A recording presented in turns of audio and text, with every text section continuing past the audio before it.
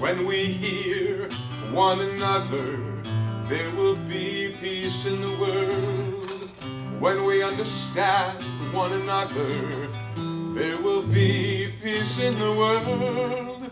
When we love one another, there will be peace in the world. Yeh shalom, yeh shalom ba'olam, yeh shalom, yeh shalom. When we believe in one another, there will be peace in the world. When we learn from one another, there will be peace in the world. When we work with one another, there will be peace in the world. Yeh shalom, yeh shalom ba'olam, yeh shalom, yeh shalom. I rarely like to talk about my personal history, but I am the son of Holocaust survivors. I'm the nephew and grandson of Holocaust victims and cousin, people that I never met because I was born after the war. So it did touch our family very, very severely. And it troubles me greatly to see this tsunami, this tidal wave of hate across this country and around the world. And I'm in solidarity with our Muslim brothers and Christian brothers and Buddhists and Baha'i people. I don't know who's here in this congregation tonight. And you know, it's not just a perception that we have an increase of hate in the country currently. It's not our perception, it's not in our imagination. There's some very solid data, unfortunately, that supports it. Many of you have probably seen some of the statistics from the Anti-Defamation League, which tells us that in the last couple of years, we have seen a very sharp increase in anti-Semitic incidents and assaults in the country, almost a tripling in the last year. This is further supported by work by the FBI. They have a unit that looks at hate crimes, and hate crimes have increased in the last 3 to 4 years in the country against Jews, against African Americans, against Muslims, and so forth. And the Southern Poverty Law Center, there are many other centers that have studied this.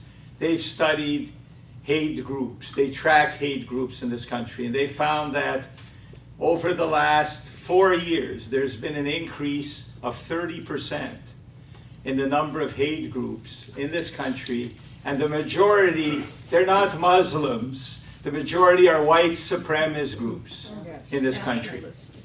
And now these troubling trends coincide with the ascendance of Donald Trump and his administration. Now, I'm not trying to politicize it, but people who study these issues tell us that the hateful and divisive rhetoric emboldens extremists and legitimizes acts of hatred around the country. And in fact, if we look, for example, at the New Zealand shooter who murdered 50 Muslims in a house of worship, he stated that Donald Trump was a symbol of the renewal of white identity. Okay. And Mr. Trump also, I don't want to belabor the point, but he was endorsed by the KKK. And there are many other indications that people who have committed acts of violence, there was a fellow who planted the bombs, you know, from Fort Lauderdale all over, and targeted Democrats around the country, also as a, I don't know what you call him, but quite a fanatical follower of Mr. Trump and his administration. So the Southern Poverty Law Center, a spokesperson said the following: the numbers tell a striking story. that this president is not simply a polarizing figure, but a radicalizing one. Rather than trying to tamp down hate, as presidents of both parties have done, President Trump elevates it with both his rhetoric and his policies. In so doing, he's given people across America the go-ahead to act on their worst instincts. Now, the other side of looking at these horrible slaughters in houses of worship, the most recent of which was in Poway, at the Chabad in Poway. Unfortunately, that could have been a bloodbath had the assault weapon, the AR-15, not jammed. And we know, for example, Aurora Century Theater. I don't know if you remember that a few years ago. 70 people were slaughtered in 3 minutes. That weapon also jammed. God knows how many more would have died. These weapons do not belong, in my view, in civilian society. Amen. We should not only, and you know, we have a few proposals, one in Florida, to put it on the ballot for 2020, a constitutional amendment.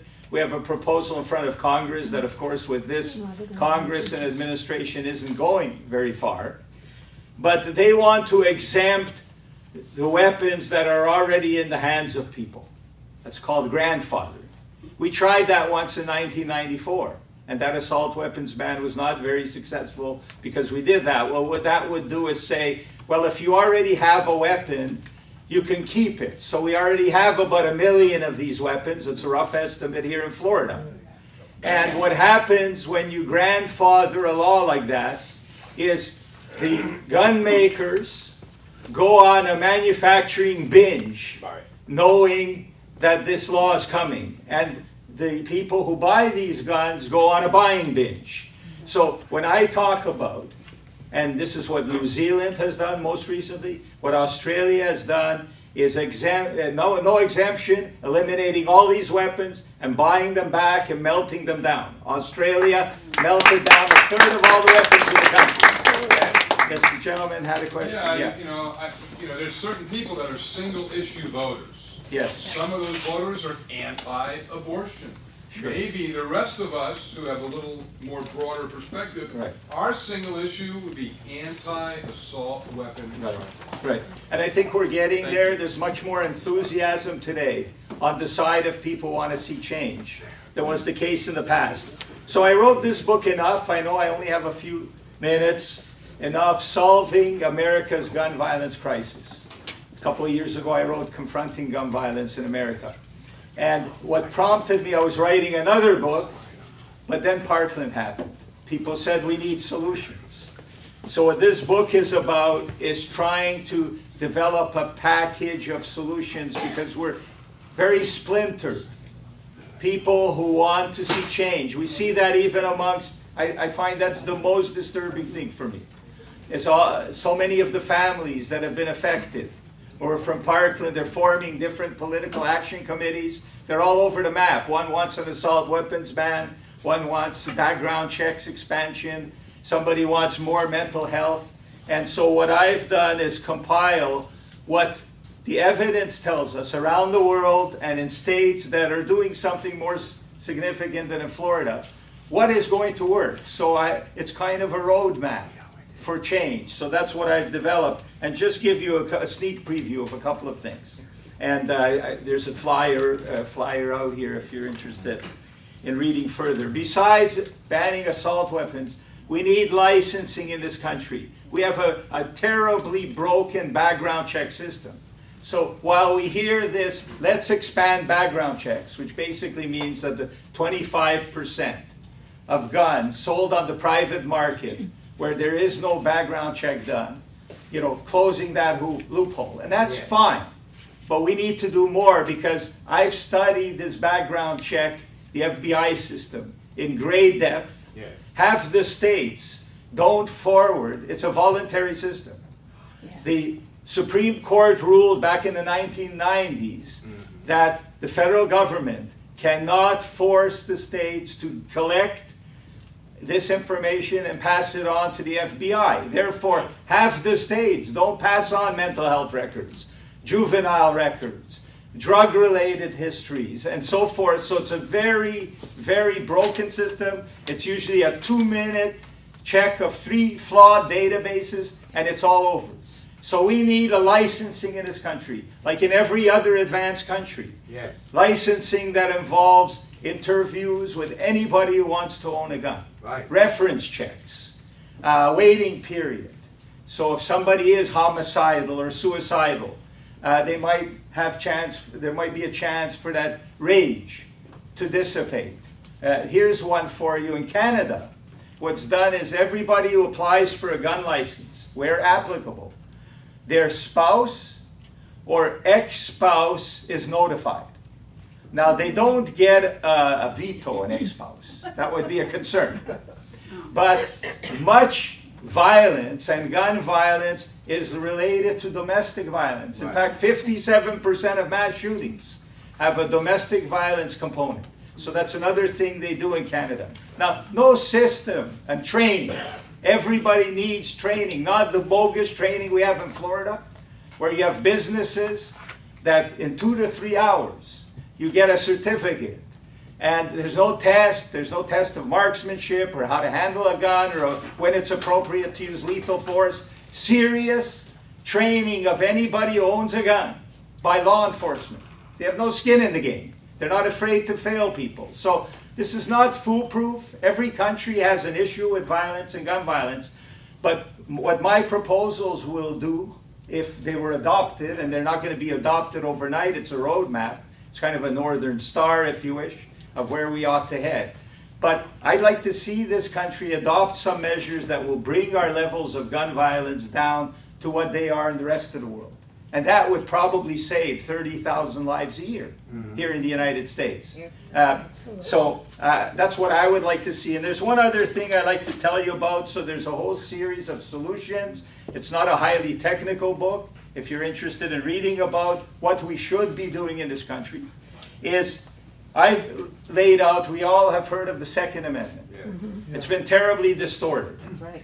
But there's some people in this country who believe that we cannot pass any gun laws because it violates their Second Amendment rights. I don't have time to talk about it, but it's complete nonsense and it's completely bogus. But what I think we need, because some of you may have been in debates on this issue, and when those who don't want to see change are losing an argument, a scientific one, they pull out the trump card. Excuse the use of the term. Pull out the trump card, the Second Amendment. Well, it doesn't matter what your statistics tell us. We have a right. I have an absolute right to own a gun, which isn't true. It's completely false. There are no absolute rights. The First Amendment, freedom of speech, is also not an absolute right. So what I've done in this book is I have presented a draft Bill of Rights, or you could call it a draft Declaration of Rights and Resolutions for people concerned about gun violence. Because I believe, and I'm going to be rolling it out in the months ahead, and I welcome anybody's input who reads that Declaration of Rights. But I believe that Americans should have the right to worship, to go to school, to shop, and to go about their daily lives without being concerned about getting shot. Yeah. Should be a sovereign right. So thank you for your time tonight. Wow.